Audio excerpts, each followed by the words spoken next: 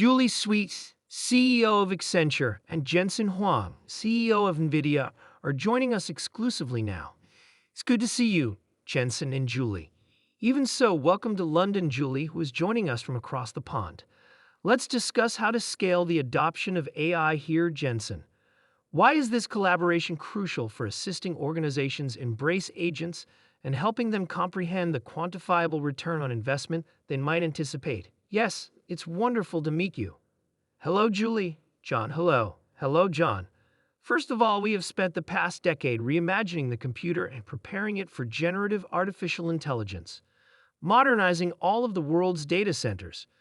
Trillions of dollars worth of data centers being redesigned and updated to be ready for generative AI is what we're going through at the moment. The first wave of AI. Data centers, the cloud, and other such areas have received a lot of our attention. The next and largest wave of artificial intelligence is just getting started. This is truly about businesses all over the world using AI to increase productivity as their digital workers, AI agents, and co-pilots, as they are known, and using generative AI to transform how they create their goods. To do that, we have developed two operating systems. Large language models with NeMo are one of them, of course, and all of our AI factories function with it. The second operating system is Omniverse, which enables us to describe digital data for the space-time universe. Of course, these two operating systems are basic technologies, but in the end, we'll need a transformer, a transducer, someone who serves as the thread that connects our enabling technology, which we develop at AI Foundry and Omniverse, to our clients and their business impact, and that someone is Accenture. There isn't a better mate in my mind. Since Julie and I first envisioned this collaboration approximately 4 months ago, our two engineering and research teams have been working feverishly to develop a new platform that Accenture calls AI Refinery. This platform helps clients create AI agents and co-pilots, as well as AI that helps them use tools, access confidential data, and complete tasks to increase productivity. We are collaborating in both the Metaverse-Omniverse area for digital manufacturing and the agent space for employee co-pilots. We therefore have a very large collaboration.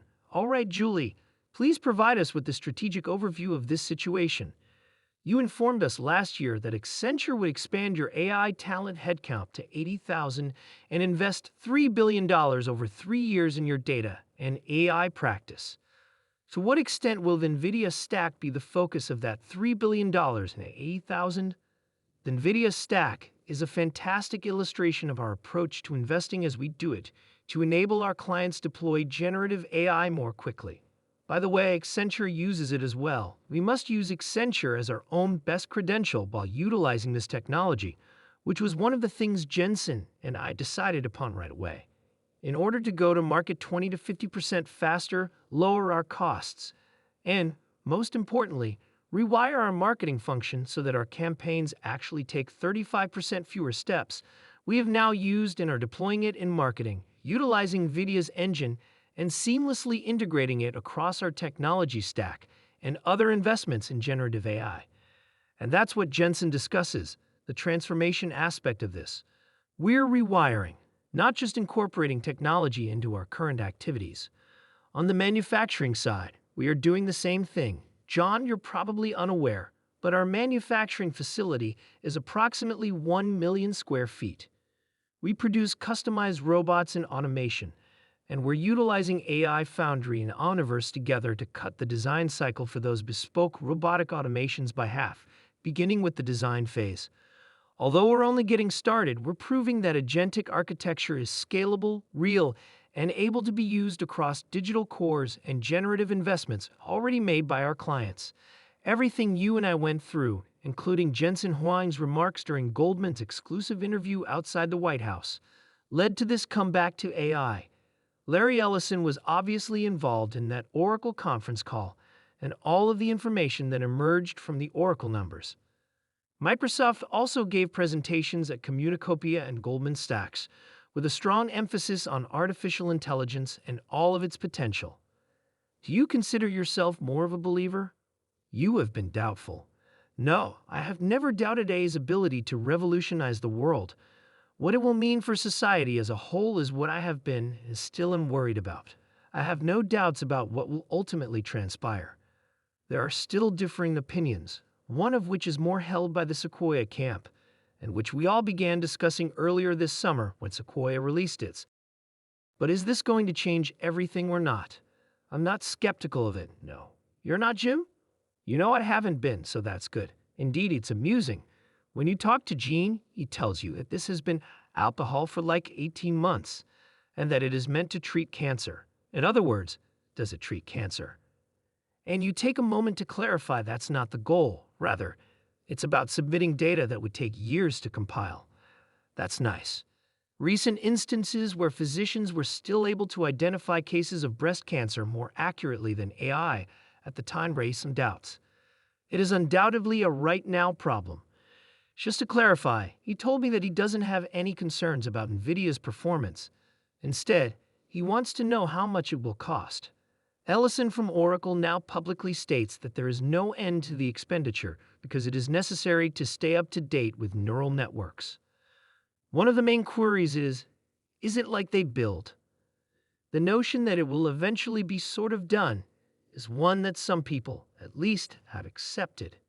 You won't have to spend as much money on GPUs. All the data will be processed, and while the huge language models and generative models won't be fully developed, they will be substantially so, and you'll be able to go to the next stage. However, it won't always be the value generated by the model operators, isn't it? However, I do believe that one of the things, such as what Tesla is discussing, how to create truly autonomous vehicles, discuss self-driving cars and some of their uses. It's similar to the time you took chemistry, which I was able to drop because I knew it would negatively impact my transcript.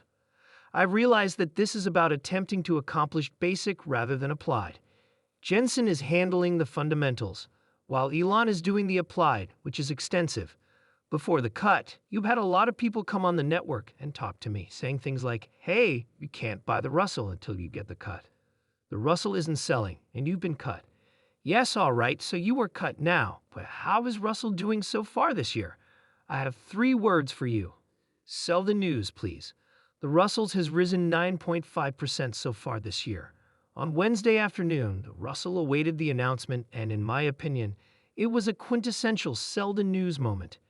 If I notice the kind of price action that indicates you should purchase tiny caps, I will be the first to jump in and do so. However, you're referring to the quarter, and in my opinion, the Russell has performed well in comparison to the other market segments. All of that, in my opinion, was in preparation for the announcement on Wednesday, and the Russell had a sell the news moment when the announcement was made. That will work out well. In the meantime, I'm curious if you saw the CRM upgrade from Northland when we're in the area. Although the company is smaller, they contend that CRM may have outperformed Microsoft as AI has become more agentic. Sounds good to Mark Benioff, doesn't it?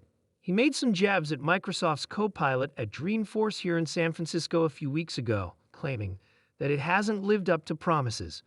Perhaps he is increasing the stakes because Agentforce is only getting started. However, it does relate to the news of the day. When I originally learned about this alliance, I wondered if they were going to replace Agentforce and Copilot. However, I believe that this army of consultants will examine an organization and decide, or assist them in making that decision, where to utilize Copilot, where Agentforce makes sense, or whether to do it themselves.